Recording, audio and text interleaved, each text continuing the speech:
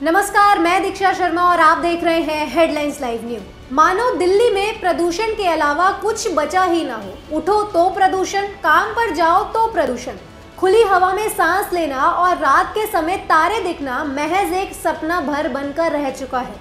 AQI की बात की जाए तो वह भी 400 से नीचे आने के बजाय बढ़ता हुआ ही नजर आता है। प्रदूषण को देखते हुए दिल्ली में निर्माणाधीन कार्यों पर रोक लगा दी गई थी। ट्रकों पर भी प्रतिबंध लगाया गया था और साथ ही रेड लाइट ऑन गाड़ी ऑफ मुहिम को भी लागू किया गया था, लेकिन उसके बावजूद भी इसका कोई भी असर प्रदूषण पर नहीं दिखा।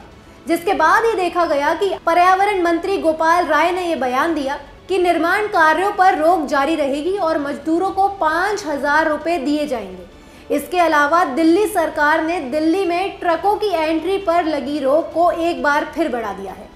अब 7 दिसंबर तक पेट्रोल और डीजल से चलने वाले सभी ट्रक की एंट्री पर रोक लगा दी गई है, जबकि CNG और इलेक्ट्रिक ट्रक की एंट्री पर किसी भी तरह का कोई प्रतिबंध नहीं होगा। वहीं रेड लाइट ऑन और गाड़ी ऑफ कैंपेन को 15 दिन और आगे बढ़ा दिया गया है। अब ये कैंपेन 18 दिसंबर तक लागू रहेगा। लेकिन दिल्ली सरकार द्वारा लॉन्च किए गए इस कैंपेन से क्या कोई फर्क पड़ेगा, क्योंकि पहले 2 चरणों से भी कोई खासा फर्क देखने को नहीं मिला है।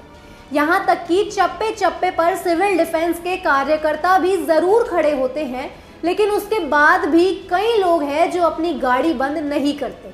यानी कि दिल्ली सरकार ने कदम तो उठा लिए, लेकिन उसकी निगरानी और वो उस कदम का पालन हो रहा है या नहीं, इसकी फिक्र किसी को नहीं है।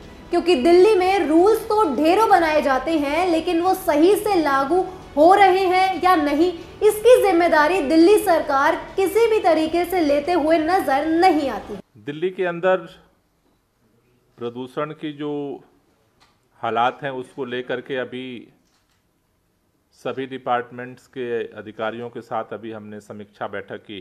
बैठक में जो एक्सपर्ट्स ने जो ओपिनियन दिया अभी कि दिल्ली के अंदर वेरी पुअर कैटेगरी में अभी आगे भी प्रदूषण के स्तर के बने रहने की संभावना है।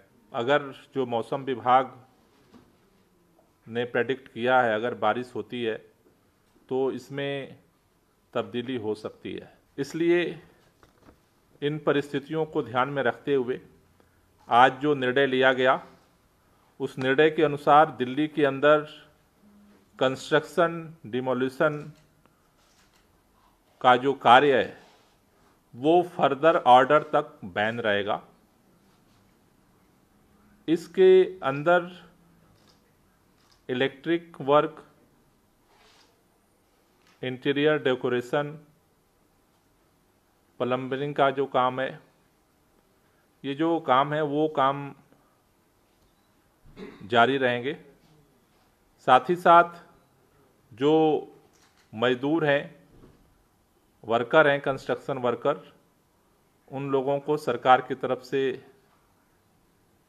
5,000 रुपये देने का काम शुरू किया जा रहा है। दूसरा, दिल्ली के अंदर जो ट्रक, एक चीज़ मैं क्लियर कर दूं कि कई जगह पे ऐसा कन्फ्यूजन है कि सभी गाड़ियां दिल्ली के अंदर उनका प्रवेश बंद है। ऐसा नहीं है।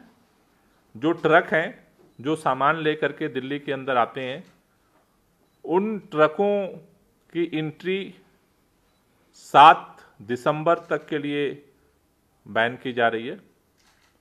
इसमें जैसा पिछले बार हमने कहा था, CNG और जो इलेक्ट्रिक ट्रक हैं, करीब लगभग 1,000 के आसपास इलेक्ट्रिक छोटे ट्रकों का रजिस्ट्रेशन है। तो जो छोटे इलेक्ट्रिक ट्रक हैं और जो CNG ट्रक हैं उनकी एंट्री रहेगी। तो 7 दिसंबर तक ट्रकों की एंट्री बैन है।